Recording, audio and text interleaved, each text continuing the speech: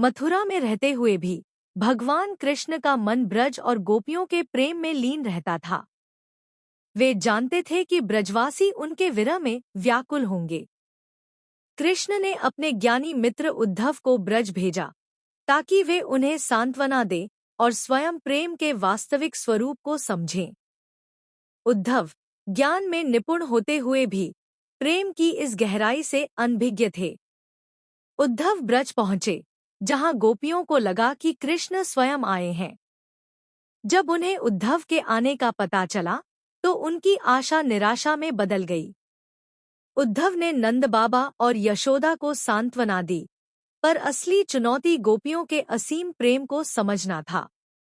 उद्धव ने गोपियों को निर्गुण ब्रह्मा का उपदेश दिया, यह समझाते हुए कि कृष्ण निराकार और सर्वव्यापी हैं और उन्हें भौतिक रूप में खोजना व्यर्थ है।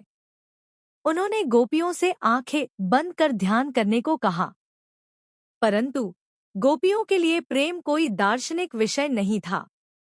उनका प्रेम कृष्ण के सुंदर श्याम रंग, उनकी मुरली की धुन और उनकी चंचल मुस्कान से जुड़ा एक सजीव अनुभव था।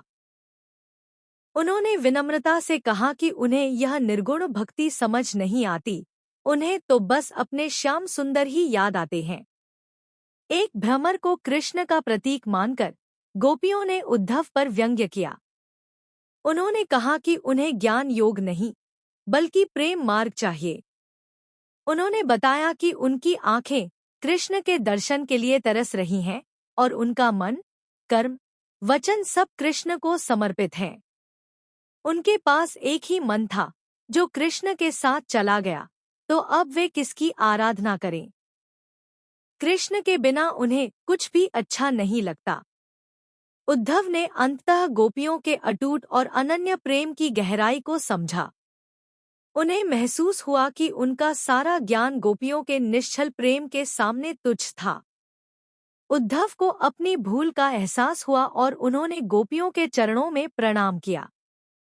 उन्होंने स्वीकार किया कि गोपियों ने ही उन्हें सच्चा प्रेम सिखाया है। मथुरा लौटकर उद्धव ने कृष्ण को गोपियों के असीम प्रेम का वर्णन किया।